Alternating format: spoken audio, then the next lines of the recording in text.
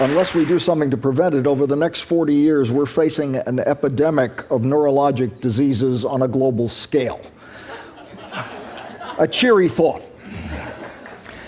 On this map, every country that's colored blue has more than 20% of its population over the age of 65. This is the world we live in. And this is the world your children will live in.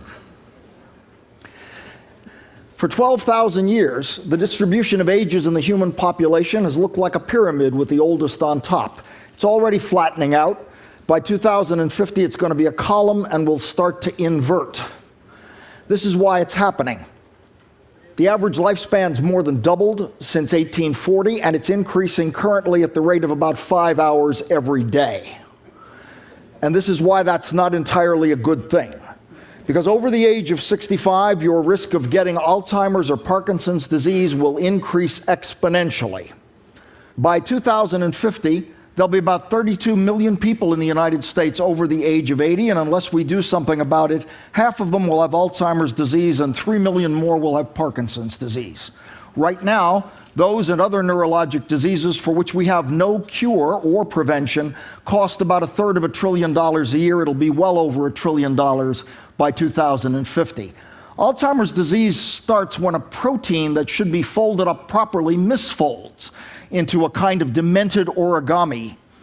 So one approach we're taking is to try to design drugs that function like molecular Scotch tape to hold the protein into its proper shape. That would keep it from forming the tangles that seem to kill large sections of the brain when they do. Interestingly enough, other neurologic diseases, which affect very different parts of the brain, also show tangles of misfolded protein, which suggests that the approach might be a general one and might be used to cure many neurologic diseases, not just Alzheimer's disease. There's also a fascinating connection to cancer here, because people with neurologic diseases have a very low incidence of most cancers. And this is a connection that most people aren't pursuing right now, but which we're fascinated by.